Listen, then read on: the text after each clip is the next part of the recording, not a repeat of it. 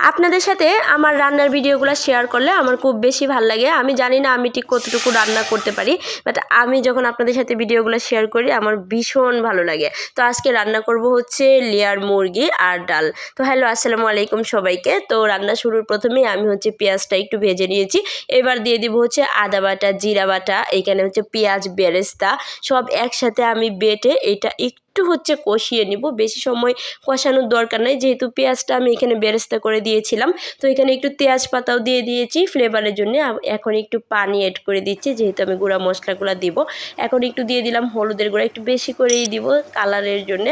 আর এখন দিব হচ্ছে মরিচের গুঁড়া, ঝালটা আমার ভাল লাগে তাই একটু বেশি করেই দিচ্ছি। আপনারা আপনাদের স্বাদ মতো দিবেন, যেভাবে খেতে পছন্দ করেন। তো পরে আবার ধনিয়ার গুঁড়াটা দিয়ে আমি হচ্ছে একটু মশলাটা কষিয়ে নেব, খুব সুন্দর করে কষিয়ে নেব যতক্ষণ পর্যন্ত না মশলা থেকে তেল বের হচ্ছে। এবার একটু লবণ দিয়ে দিলাম, কারণ লবণ ছাড়া তরকারির স্বাদই আসলে বোঝা যায় না। তো এখন দিয়ে দিব হচ্ছে দারুচিনি আর কয়েকটা এলাচ। তো এগুলা দেওয়ার পরে এলাচটা কিন্তু আমি একটু থেতু করে নিয়েছিলাম, বলতে ভুলে গিয়েছি। তো থেতু করে নিলে ফ্লেভারটা ভালো আসে। তো এবার আমি মাংসটা দিয়ে দিলাম। এইটা হচ্ছে লেয়ার মুরগি আর কি, যে ডিম পাড়া যে মুরগিগুলা, এটা অনেকক্ষণ সময় নিয়ে আমি কষাবো, কারণ এই মাংসটা কিন্তু খুব সহজেই সিদ্ধ হতে চায় না। তাই আমি হচ্ছে বারবার ঢাকনা উঠাচ্ছিলাম আর একটু নেড়ে ছেড়ে দিচ্ছিলাম, যদিও এই কড়াইগুলোতে রান্না লেগে যাওয়ার কোনো চান্সেস নেই তারপরও। আর এখন দিয়ে দিলাম হচ্ছে লাল কয়েকটা আলু, এগুলো দেশি আলু। এগুলো দিয়ে যে কোনো প্রকারের তরকারি কিন্তু খেতে অনেক বেশি ভালো লাগে। আর এই আলুগুলো আমার খুব বেশি ফেভারিট। তো আলুগুলো দেওয়ার পরেও কিন্তু আমি একটু কষিয়ে নিচ্ছিলাম। দেখেন কতটুকু হচ্ছে পানি উঠছে।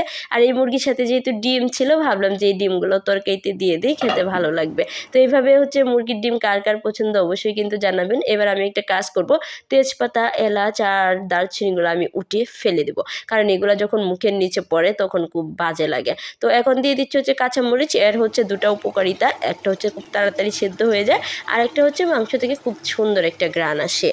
চাইলে আপনারাও কিন্তু এইভাবে রান্নাটা করতে পারেন, মানে একবার হলেও মুরগির মাংসতে একটু কাঁচামরিচ দিয়ে দেখবেন। তো এবার হচ্ছে আমি আরেকটু নেড়ে চেড়ে দেখতেছিলাম যে কখন আমি তরকারিতে পানি দিব। তরকারি কিন্তু অলমোস্ট আমার কষানো হয়ে গেছে। এখন আমি হচ্ছে পানি দিব। বেশি পানি দেওয়ার একদমই প্রয়োজন নেই।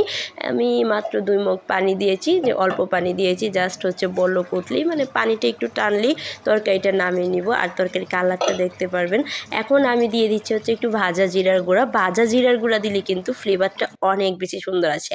আর এই যে আমার তরকারি ফাইনাল লুক, মাশাল্লাহ মাশাল্লাহ মাশাল্লাহ, সবাই একটু মাশাল্লাহ বলবেন। তো মুরগির সাথে খাওয়ার জন্য আমি একটু ডালও রান্না করে নিয়েছি, কারণ শুধু শুধু হচ্ছে মুরগি দিয়ে ভাত খাওয়া যায় না। তো ডালের মধ্যে প্রথমে আমি হলুদ, লবণ আর হচ্ছে একটু রসুন তেতো করে দিয়েছিলাম। এবার দিয়ে দিচ্ছি হচ্ছে কাঁচামরিচ একটু ফালি করে। তো ডাল তো আমার হয়ে গেছে, এখন শুধু বাগার দিয়ে দিব। তো ভালো থাকবেন সবাই, আজকের ভিডিওটা এই পর্যন্তই।